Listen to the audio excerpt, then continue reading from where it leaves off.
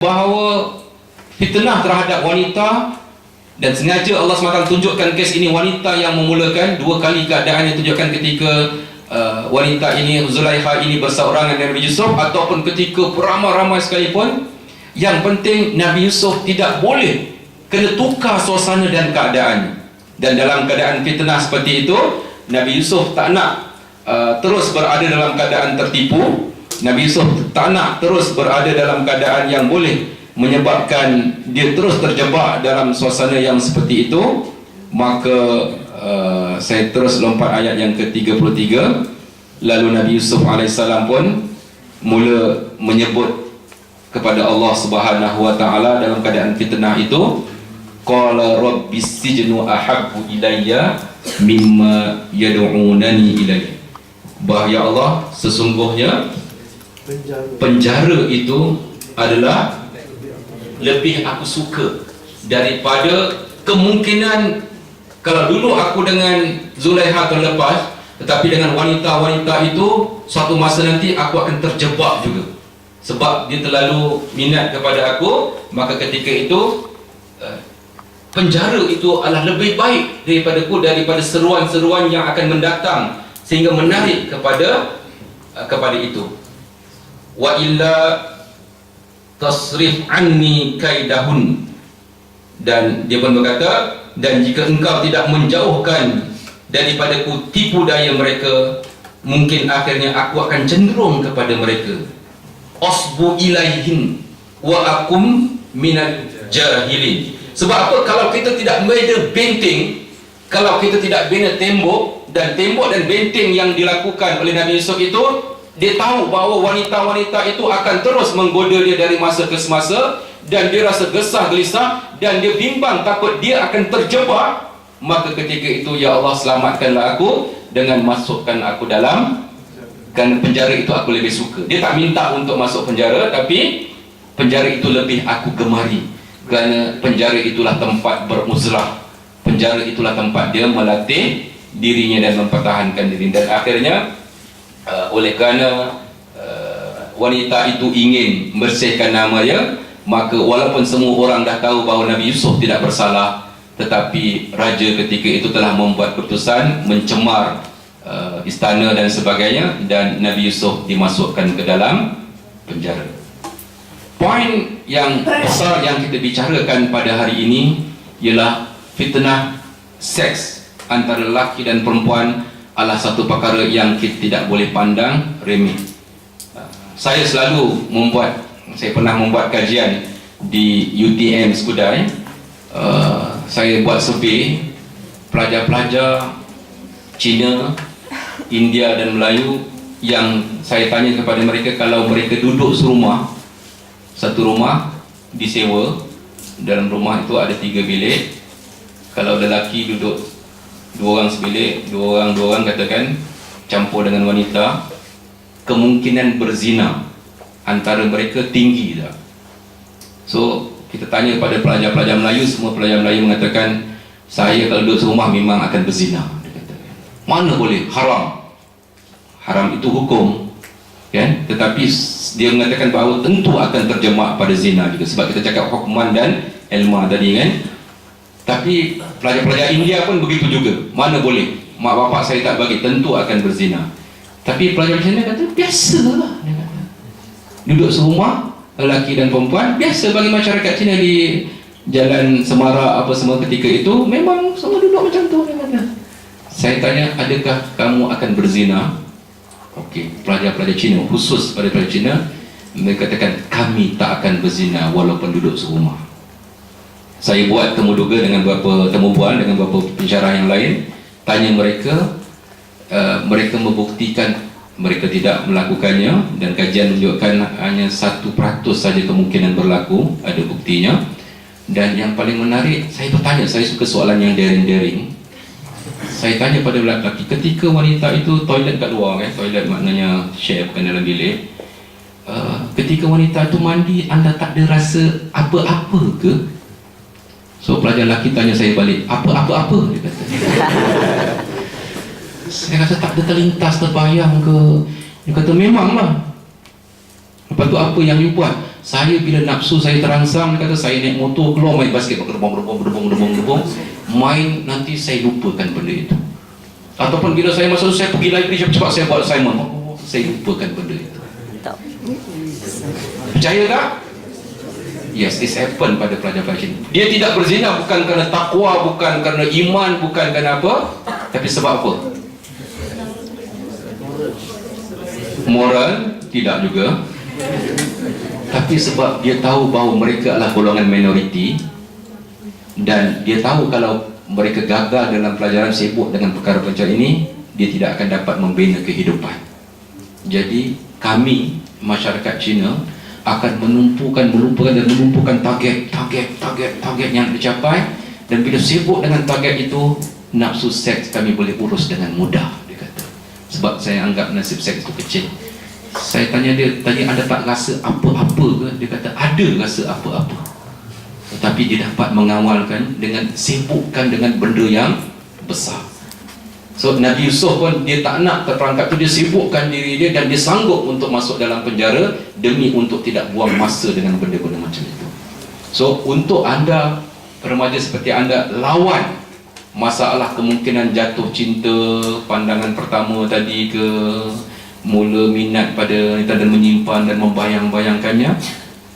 Beberapa cara yang perlu anda lindungi diri anda ialah dengan apa kita katakan tadi, ya, bentengi diri anda pertama sekali dengan iman dan takwa sebagai seorang Islam, dosa dan sebagainya. Ma'azallah itu berarti kita minta jangan tanam macam itu, dan jangan bercita-cita untuk itu. Dan yang keduanya, sibukkan diri anda dengan apa? Aktiviti, target. Anda nakkan capai pada itu, anda nak skor, sibukkan diri dengan anda dengan dakwah, dengan aktiviti student dan sebagainya. Anda sibuk dengan itu, percayalah anda akan mudah untuk mengurus nafsu anda. Tapi kalau anda duduk termenung pagi-pagi gigit jari, kalaulah anda bayang-bayangkan kalaulah, maka akhirnya dia akan terjadi. Sebab apa? Bila anda membayangkannya, hadisun nafsu itu dia akan berkembang menjadi apa? Disinggah kat taradud sekejap, kemudian dia jadi ham, kemudian dia jadi apa? Azam. Dan bila anda bayangkan itu, na'udzubillah, dia akan terjelma. Sebab itu anda kena haramkan diri anda. Bila nampak wanita cantik pakai tudung katakan, anda bayangkan balik rumah, anda buka tudung dia selai, anda mula benda itu sebenarnya terpahat dalam otak kita, dan dia akan terjelma dan dia akan terbawa-bawa. Sebab itu berlatihlah, sama ada lelaki atau wanita, berlatihlah untuk stop, lupakan. Dan ia adalah merupakan satu jihad yang sangat besar. Anda mendapat pahala ketika anda menghalang diri anda dan menahan itu. Ada sebarang soalan? Saya buka pada soalan isu ini, bercinta. Silakan kalau ada soalan. Ada satu poin dalam ayat tu. Ayat ke berapa? Ayat 23. Okey. 23. Silakan. So antara benda yang telah mencegah Nabi Yusuf daripada proceed dengan apa yang keinginannya tu, Allah Ta'ala sebut laula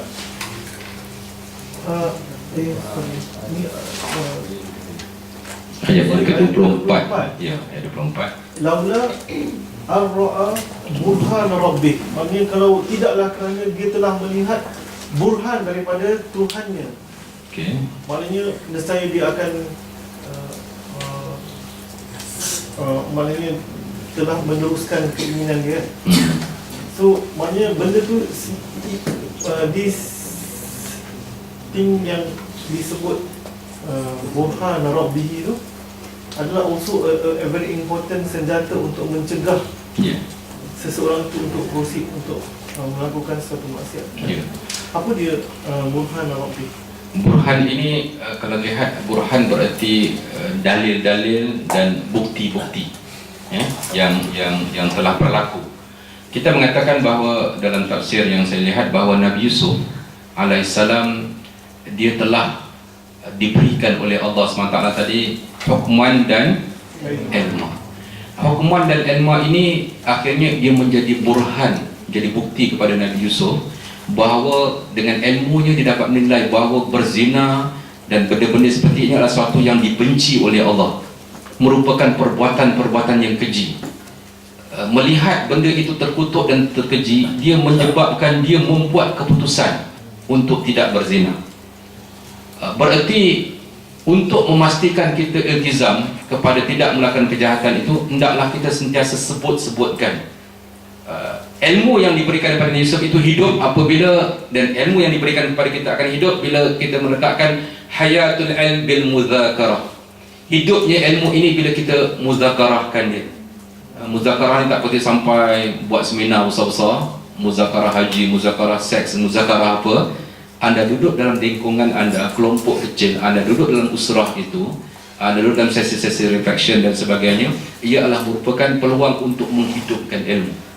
Hayatul ilm, hidupnya ilmu dengan muzakarah, dengan kita menyebutkan bahawa terkutuknya, jahatnya, tak senonohnya, kejinya, kita sebut-sebut macam itu, dia akan menjadi burhan kepada kita. Dia akan menjadi bukti kepada kita, bencikan kepada perbuatan yang keji itu, dan semangat itulah yang akan menghalang kita untuk apa? Tidak melakukan perbuatan yang terkutuk itu. Jadi dengan kita hidupkan benda itu, dan sebab itu bila dikatakan burhan itu, bukti-bukti dan tanda-tanda itu, dialah yang telah menyebabkan seseorang itu akhirnya membuat keputusan, dan keputusan itu di tangan kita sendiri. Dalam banyak keadaan apa yang terjadi, kitalah yang memilih untuk tidak melibatkan diri ataupun melibat dengan diri. Jadi Allah SWT menyebutkan dalam konteks itu bahawa kalaulah ia tidak menyedari kenyataan Tuhannya ataupun bukti-bukti Tuhannya tentang zina itu, sudah na'udzubillah, sudah pasti dia akan terus lanjut daripada ham tadi, terus bawa kepada azam, dan terus bawa kepada apa? Melakukan perbuatan tadi. Jadi itu juga adalah merupakan benteng. Dan saya katakan benteng ini dia berpunca daripada asal tadi, awal-awal tadi, iaitu apa? Hukuman dan ilmu. Ilmu sahaja tak cukup. Semua tahu bahawa ber-SMS mengeluarkan perkataan-perkataan yang manja, perkataan itu adalah tak boleh. Tetapi hukuman tak ada dalam diri seseorang. Hukuman maksudnya apa? Kebijaksanaan dan keberanian dan ketegasan membuat keputusan. Ilmu tu kita boleh cakap haram, berzina, ini tak bagus, semua orang boleh bercakap. Tetapi hukuman itu, kebijaksanaan buat itu lebih penting dan lebih aula lagi. Ustaz, ya. Saya Yusuf. Dan ayat tersebut laula burhan fihi. Boleh tak kalau burhan tu kita jadikan imej tertentu yang menghalang kita? Sebab kita tengok kalau dalam tafsir Ibn Katsir, bila sebut burhan fi, sebagian perawi menyatakan burhan di sini adalah sama ada dalam bentuk imej Nabi Yaqub, ada yang sebut dalam imej malaikat dan imej lain. Walaupun apabila Imam Tabari sebut bahawa burhan tu ialah kita patut tinggalkan dia dekat dalam fiqh lah, tinggalkan dia, Allah tak cerita apa benda burhan di situ kan. Boleh tak kalau contoh sebagai kita ingat muka ayah ke muka parents ke apa benda ternampak lintasan. Betul. Betul. Nak tunggu malaikat tu tak turun kan? Sebab ada semua sahabat dia minta izin kepada Rasulullah, ya Rasulullah, boleh tak aku nak berzina, kan? Betul, Rasulullah kata macam apa perasaan kamu kalau orang minta izin ke aku, ke Rasulullah, orang nak berzina dengan adik perempuan kamu, kan? Sebenarnya Rasulullah trying to give him an impression bahawa kalau dia nak berzina je, dia terbayang kalau dia adik perempuan dia macam mana, dia kata tak nak buat macam something that dia boleh imagine, benda tu akan menyekat dia daripada proceed. Betul. Sebab tu kita mengatakan burhan itu adalah asalnya dia bawa kepada bukti-bukti, bawa kepada hujah-hujah yang dia berpunca daripada hukuman kebijaksanaan. So bila kita membina nak buat keputusan, kita mesti ada kebijaksanaan. Dan antara cara yang kita bina kebijaksanaan tadi, seperti kita membayangkan dan menggambarkan, ya, biasanya kita membayangkan dan menggambarkan suasana yang seperti itu. Sebab apa? Bila dia bawa kepada kebijaksanaan itu, hukuman tadi, maka dia akan menolak dirinya dan juga suasana-suasana yang menyebabkan dia rasa perbuatan tadi keji dan terkutuk. Tepat sekali apa yang dikatakan oleh sahabat kita dan juga oleh Dr. Latif tadi. Dalam kisah bagaimana sesi konseling, sebab dalil itu kami biasa gunakan dalam bercakap pasal konseling. Konseling, seorang konselor dia bukan membuat keputusan bagi pihak klien itu, tetapi dia sebenarnya sedang membina supaya klien itu membuat keputusan seorang konselor, seorang dai, dia tak akan kata jangan sahaja, tetapi dia akan pastikan supaya yang melakukan itu madu itu yang membuat keputusan untuk mengatakan tidak. Jadi dalam kisah ini, seorang sahabat yang datang dan tak tahan dan tak rasa malu lagi pada Rasulullah, datang pada Rasulullah dan meminta izin seolah nak beritahu aku tak peduli, nak berzina juga. Rasulullah tak kata jangan pada dia, tapi Rasulullah mengajak dia berfikir dan akhirnya membuat keputusan. Rasulullah beritahu pada dia, kalau yang nak berzina itu ibu kamu. Dia pun marah, mana boleh, saya tak akan benarkan ibu saya berzina. Okey, katakanlah pada malam ini ada orang nak berzina, yang berzina itu ialah adik perempuan kamu, saudara perempuan kamu, kakak ataupun adik, saya akan pertahankan. Dan bayangkan kalau dia ialah isteri kamu. Maknanya bila Rasulullah mengajak dia berfikir dan benda itu datang pada diri dia dalam bentuk burhan tadi, dan puncanya datang dalam bentuk hukuman, dia dah tahu zina itu haram.